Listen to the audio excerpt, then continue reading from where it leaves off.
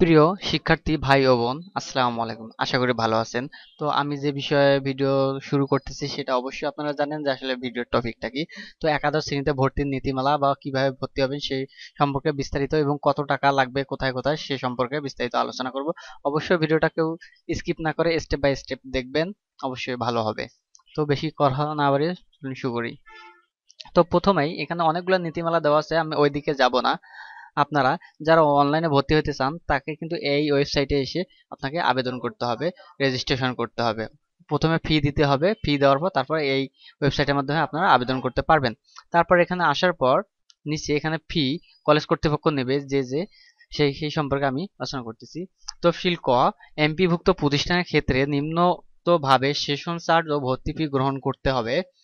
Dhaka metropolitan হলে Bangla version ৫,০০০, ইংরেজি version ৫,০০০। তার মেট্রোপলিটন ঢাকা ব্যতীত বাংলা ভার্সন ৩,০০০, ইংরেজি ভার্সন ৩,০০০। জেলা ভিত্তিক যে কলেজগুলো বাংলা ভার্সন ২,০০০, ইংরেজি ভার্সন ২,০০০। উপজেলা ভিত্তিক যে কলেজগুলো বাংলা ভার্সন ১৫০০, ইংরেজি ভার্সন ১৫০০ একই। আবার দ্বিতীয়ত তফসিল খ, নন এমপিভুক্ত বা আংশিক এমপিভুক্ত প্রতিষ্ঠান ক্ষেত্রে উন্নয়ন ফি, সেশন চার্জ ও ভর্তির ফি নিম্নোক্ত ভাবে। মেট্রোপলিটন হলে ৭,৫০০ টাকা অথবা ৮,৫০০ টাকা। আবার মেট্রোপলিটন ব্যতীত ৫,০০০ টাকা এবং ইংরেজি ভার্সন হলে ৬,০০০ টাকা। জেলা ভিত্তিক হলে বাংলা ভার্সন ৩,০০০ টাকা, ইংরেজি ভার্সন ৪,০০০ টাকা।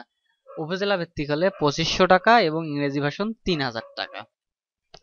আবার গ তফসিলে দেওয়া আছে, শিক্ষা বোর্ড শিক্ষার্থীর নিকট হতে ভর্তির প্রাথমিক নিশ্চয়ন করার সময় শিক্ষার্থীর নিম্নোক্ত ফি গ্রহণ করবে। মানে যখন আপনারা কনফার্ম করবেন তখন কিন্তু এই ফিটা দিতে হবে। আবার যখন কলেজ কনফার্ম করা হয় সেটা কিন্তু এখানে বুঝাইছে। রেজিস্ট্রেশন ফি ১৪২ টাকা, ক্রিয়া ফি ৫০ টাকা, রোভার ফি ১৫ টাকা, রেড সিক্রেনসেন্ট হলো ৪০ টাকা প্লাস ১৬ টাকা, বিজ্ঞান ও প্রযুক্তি ফি ৬০ টাকা, বিএনসিসি ৫ টাকা, শিক্ষক কল্যাণ তহবিল ও অবসর সুবিধা ভাতা ফি হলো ১০০ টাকা। টোটাল নেবে ৩৩৫ টাকা এবং হয়তো বা ৫-৭ টাকা চার্জ থাকতেও পারে। এখানে এটা ফি জমা দিতে হবে। আপনি চাইলে রকেটের মাধ্যমে দিতে পারেন, টেলিটকের মাধ্যমে দিতে পারেন, বিকাশের মাধ্যমে দিতে পারেন অথবা সোনালী ব্যাংকের মাধ্যমে দিতে পারেন। এটাই।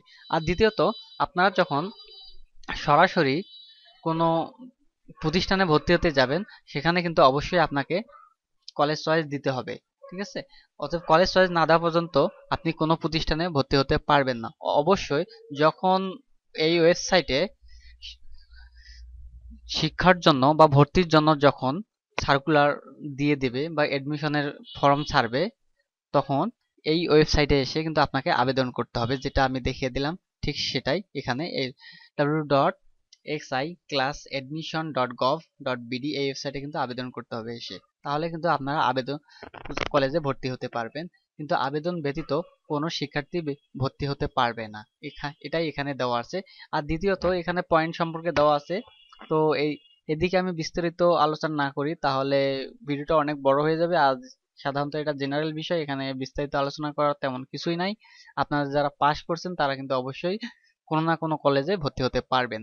আর কবে থেকে ভর্তি শুরু হবে অবশ্যই সেটা জানতে চ্যানেলটি সাবস্ক্রাইব করে পাশে থাকা বেল বাটনটি ওপেন করে রাখুন, এরকম সবসময় নিত্য নতুন ভিডিও পাওয়ার জন্য। ধন্যবাদ।